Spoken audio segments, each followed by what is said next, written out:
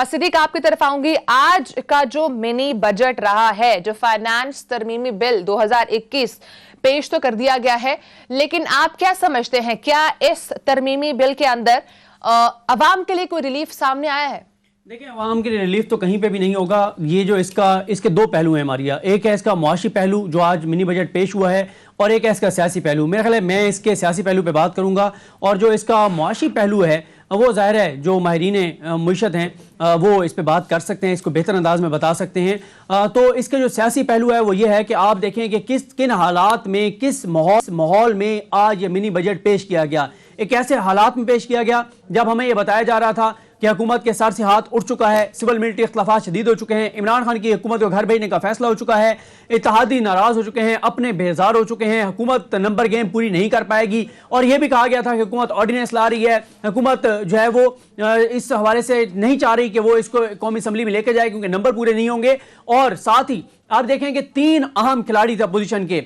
एक शहबाज शरीफ साहब जो अपोजिशन लीडर हैं, उन्होंने कहा था कि हम सीसा पिलाई दीवार साबित होंगे, किसी सूरत में ये मिनी बजट पास नहीं होने देंगे। फिर आसिफ अली जरदारी साहब हैं, उन्होंने अपने कारकुनान को मुबारक दे दी थी कि बस ये हुकूमत जा रही है और हमारा दौर आने वाला है। बिलावल भुट्टो जरदारी साहब जो इससे पहले भी इस तरह के बयान देते कि एक ठोकर से हुकूमत को गिरा देंगे, उन्होंने भी बड़े बड़े नारे लगाए। आज अपोजिशन आप कह सकते हैं कि बगैर लड़े ही पसपा हुई है। आज उनके जो अपने सिपा सालार थे, जो कायदीन थे, खवातीन भी मैदान में नजर आई हैं। बिल्कुल, उनके अपने जो कायदीन थे वो कहीं नहीं थे। यानी शहबाज शरीफ साहब नहीं थे, आसिफ अली जरदारी साहब नहीं थे, बिलावल साहब नहीं थे। अब मौलाना फजल रहमान साहब तो हाजिर हैं, उनकी खिदमत तो हाजिर हैं, लेकिन वो जा नहीं सकते असेंबली में। मसला ये है। तो आज अपोजिशन जो है वो अपना नंबर पूरा नहीं कर पाई, क्योंकि असल में इम्तिहान अपोजिशन का था, क्योंकि हुकूमत तो कॉन्फिडेंट थी। हुकूमत देखें, आज की दिन की अगर आप बात करें तो हुकूमत को जो है वो फतह हासिल हुई है जो अपोजिशन के बयान थे उनके ऊपर। लेकिन आगे चल के जब वोटिंग होगी बाकायदा, उसमें हुकूमत को शिकस्त हो जाए तो वो अलग बात है। लेकिन आज का दिन जो है वो आप कह सकते हैं कि अपोजिशन जो है वो बदकिस्मती से पीछा छुड़ाने में नाकाम नजर आई है। आज अपोजिशन जो है, और एक और जो आज कोशिश की गई अपोजिशन की जानिब से कि वो ये कोशिश करते रहे कि किसी तरह से तसादुम हो। खेलदास साहब को देख लें, बाकी लोगों को देख लें, उन्होंने पूरी कोशिश की कि किसी तरह से तसादुम हो, लड़ाई झगड़ा हो, कोई हाथापाई हो, ताकि तो जो है वो उधर डाइवर्ट हो और अपोजिशन का एक जो है वो हाजिरी लग सके। जी, अपोजिशन ने देखें हाथ से भी रोकने की कोशिश की है सबको, तो वो भी इन्होंने बहुत ज्यादा अपोजिशन ने कोशिश की और हुकूमती बेंचों से उस तरह का रिएक्शन नहीं आया, क्योंकि जाहिर है हुकूमत की मजबूरी है, उन्होंने ये पास कराना है और उनके ये फेवर में नहीं था।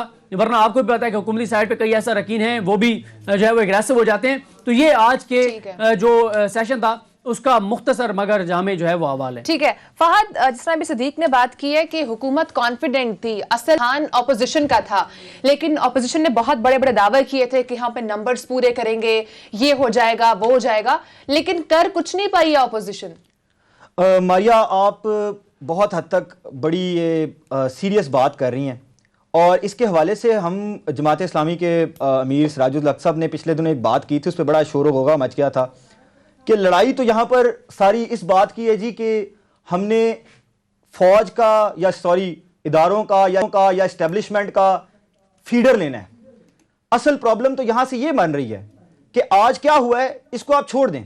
जैसे सिद्दीक भाई ने कहा कि आपकी अपोजिशन के मेन रहनुमा मौजूद नहीं थे। हुकूमत तो चले हुकूमत है, हुकूमतें ऐसे ही करती हैं। मजालिम पिछले 70 साल से यही सुन रहे हैं, आज पेट्रोल सस्ता होगा, कल सस्ता होगा। आज 1100 अरब के टैक्सेस लगे हैं, उसमें 350 अरब रुपया आपके पेट्रोल पे लगना है।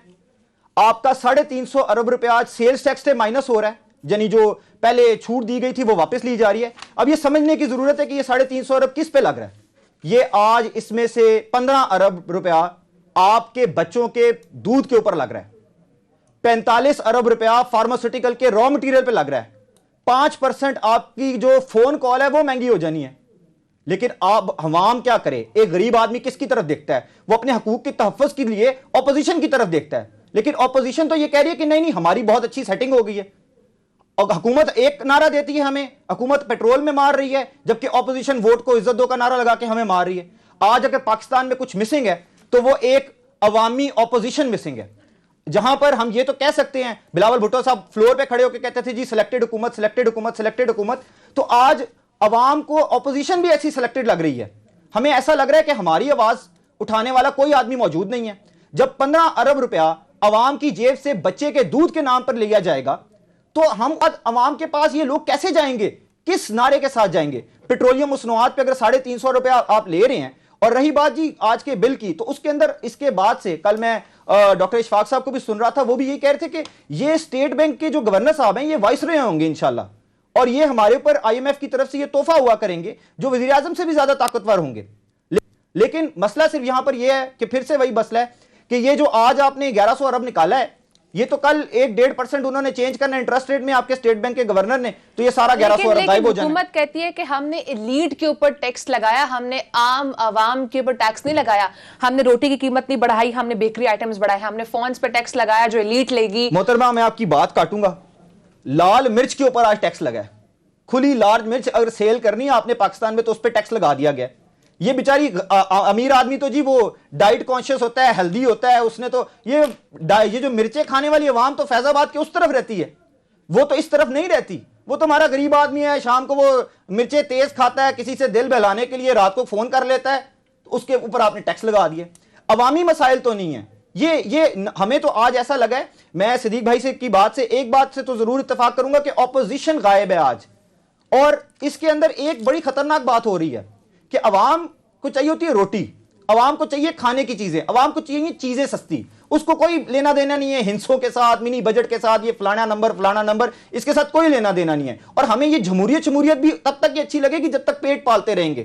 اور یہ ہم جس طرف جا رہے ہیں، پھر یہ شاید یہ حکومت میں رہنے والے، اپوزیشن میں رہنے والے، بڑی بڑی جمہوریت کے نعرے لگانے والے حیران نہ ہو جائیں کہ اگر عوام اس جمہوریت کو کہے کہ خیر بات یہ جی آپ کی مہربانی ہمیں روٹی سستی دے دیں، ہمیں کھانے کی اشیاء سستی دے دیں، میں اپنے کسی غریب بھائی سے بات کرنا چاہتا ہوں اس کی بات سستی کر دیں، اتنے پہ اگر آ گئی تو یہ آپ کے ووٹ کو عزت دو کا نعرہ ہو، یا آپ کا عوامی نمائندگی کا نعرہ ہو، یا کرپشن کے خلاف نعرہ ہو، یہ تمام نعرے دھرے کے دھرے رہ جائیں گے اگر عوام کے پیٹ میں روٹی نہ ہوئی.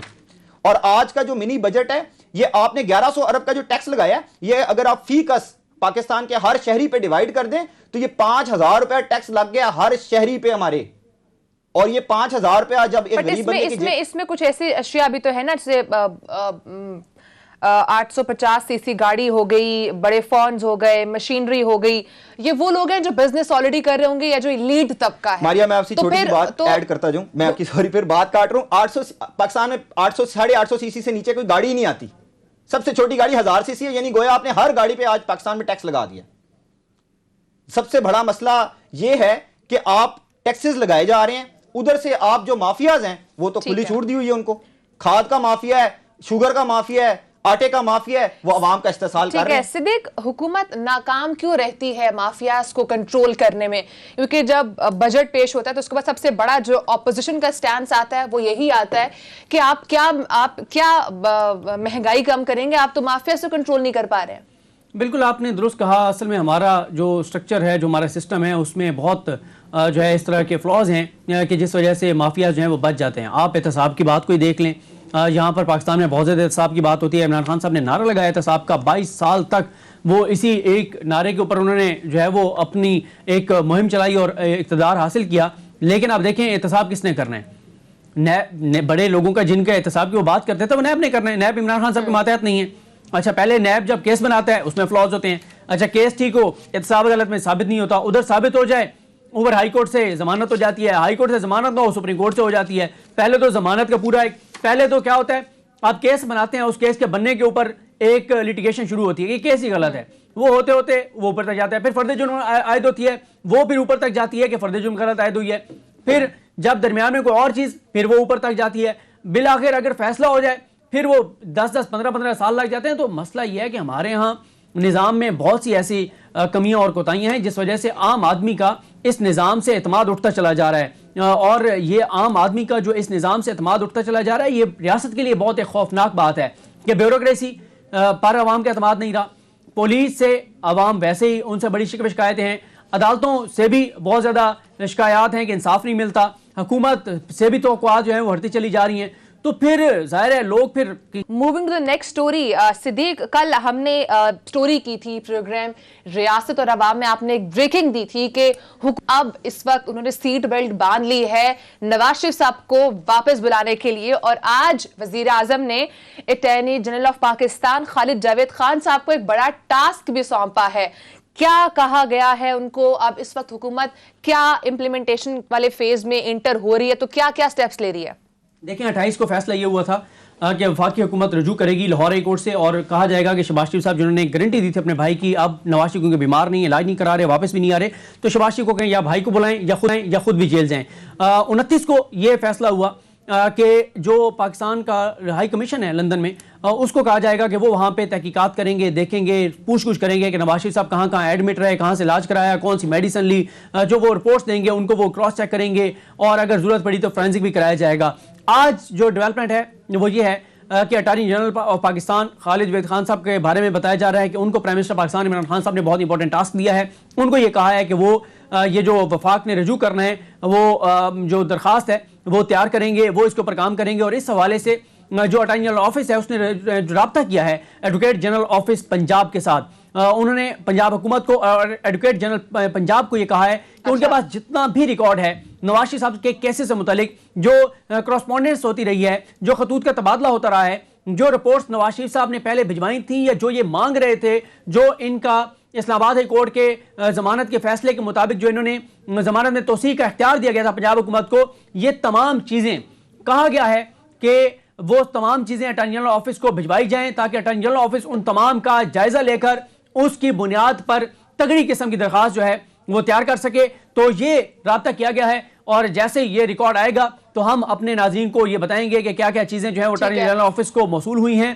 اور یہ ایک بڑی ایک اور ڈیولپمنٹ یہ ہے کہ اور لاسٹلی صدیق ایک اور چیز آپ نے بتایا تھا اپنی ہی بریکنگ میں کہ پاکستانی ہائی کمیشن کا عملہ بھی جائے گا، سرپرائزنگلی وزٹ کرے گا، اور ان سے کچھ ایکٹیویٹیز ان کی جو جتنی گزشتہ ماہ رہی ہیں وہ بھی وہ نوٹ ڈاؤن کریں گے، تو کیا وہ اس پروسیس کے بعد ہوگا؟ یہ جب چیزیں آ جائیں گی تمام اسلام آباد وفاق کے پاس آ جائیں گی، پھر ان کا جائزہ لے کے اور پھر اس کورٹ آرڈر کو دیکھا جائے گا جس کے مطابق ان کو یہ اختیار دیا گیا تھا کہ وہ وہاں جا کر پوچھ سکتے ہیں۔ تو اب جب یہ ریکارڈ آئے گا تو اس کے بعد پھر فردر ڈیولپمنٹ جو بھی ہوگی وہ ہم اپنے ناظرین کو ٹھیک ہے۔ اس حوالے سے حکومت اب مزید کیا سٹیپس لے گی وہ وقتاً فوقتاً ہم بریکنگ کی صورت میں آپ سے ناظرین شیئر کرتے رہیں گے۔